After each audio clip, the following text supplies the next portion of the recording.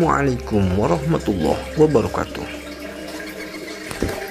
Sahabat Cep Anom Putra Karawang, kali ini kita akan membahas Keraton Gunung Kawi, tempat pertapaan para raja-raja di tanah Jawa. Sebelum melanjutkan, mari dukung channel ini dengan cara subscribe, like, share, dan komen agar channel Cep Anom Putra Karawang selalu berkembang dan selalu memberikan informasi sejarah-sejarah. Keraton Gunung Kawi, tempat pertapaan para raja-raja Jawa di tanah Jawa.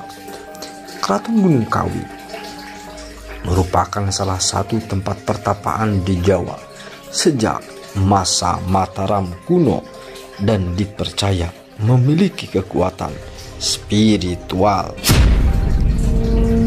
Bagi banyak orang, nama Gunung Kawi sudah terlanjur lekat sebagai tempat wisata spiritual dan mencari pesugihan. Wilayah Pasarian Gunung Kawi yang merupakan makam dari Mbah Eyang Jugo dan Mbah Eyang Sujono merupakan tempat yang dituju bagi mereka yang mengalap berkah. Selain ke makam, sasaran yang lain yang biasanya mereka tuju adalah pohon dewandaru yang dianggap sakral atau keramat, dan daunnya dapat mendatangkan keberuntungan. Walaupun wilayah Pasarian ini lebih terkenal, namun sesungguhnya ada satu lokasi lain di Gunung Kawi yang memiliki usia lebih tua dan juga spiritualnya yang lebih dalam.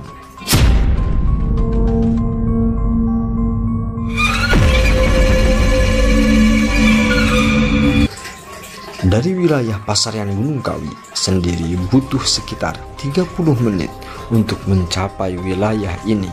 Berbeda dari wilayah Pasarian yang cukup semarak serta dipenuhi banyak penginapan dan toko-toko, tempat yang disebut Keraton Gunung Kawi ini cenderung lebih tenang dengan jajaran hutan pinus yang masih rindang. Sahabat, Keraton Gunung Kawi ini memang sengaja dibuat jauh dari keramaian oleh pendirinya, yaitu Empu Sindok dari Kerajaan Mataram. Walaupun bernama keraton, sesungguhnya bangunan ini tidak memiliki bentuk fisik yang begitu megah karena memang fungsinya sebagai tempat pertapaan. Berdasar tulisan yang tertera pada prasasti batu tulis di puncak Gunung Kawi, diketahui bahwa keraton ini dibangun pada tahun 861 Masehi. Sahabat, pertapaan ini dibangun pada masa dinasti Silendra, tepatnya setelah berdirinya Candi Borobudur.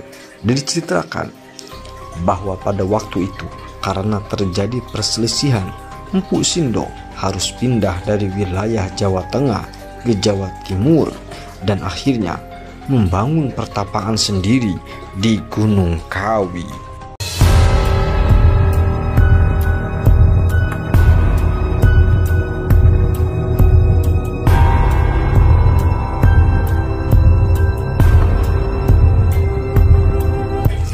Untuk membangun pertapaan tersebut, Empu Sindok menandainya dengan menanam 5 pohon beringin dengan sebuah batu gunung di tengah 5 batu tersebut. Lokasi pertapaan itu disebut sebagai tempat Empu Sindok melakukan tapa hingga akhirnya tubuhnya moksa atau hilang.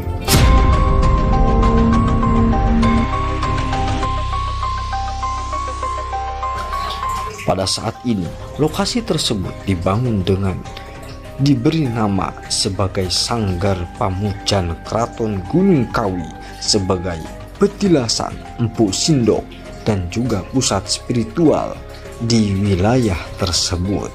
Sahabat Cep Anom Putra Karawang yang setia, hijrahnya Empu Sindok yang merupakan penguasa Mataram ke Gunung Kawi rupanya menjadikan daerah tersebut memiliki tuah. Tercatat bahwa beberapa raja di Jawa pada era yang lebih baru juga mengunjungi tempat pertapaan tersebut.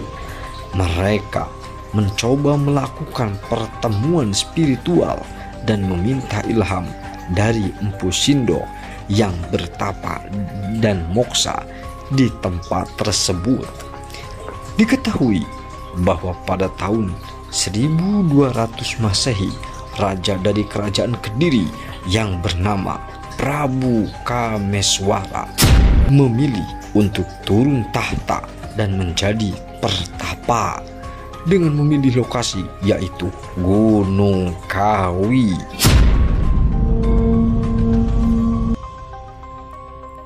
Sebagai sanggar pertapaannya, kedudukan Raja Kediri ini kemudian dilanjutkan oleh putranya yaitu Prabu Jayabaya. Bahkan Prabu Kameswara ini juga melakukan hal yang sama dengan Empu Sindok, yaitu moksa di tempat tersebut, yaitu di tempat Gunung Kawi. Ken Arok, pendiri kerajaan Singasari dan awal mula dari beberapa imperium di Nusantara, juga diketahui pernah bertapa di Keraton Gunung Kawi ini.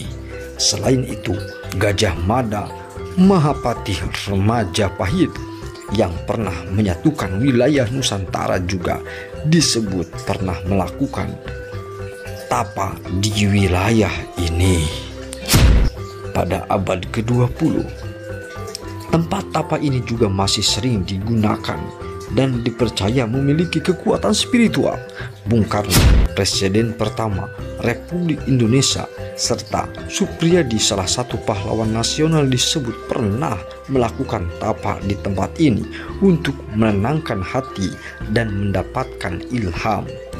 Setelah Indonesia merdeka, pengunjung keraton ini semakin ramai, terutama oleh masyarakat keturunan Tionghoa.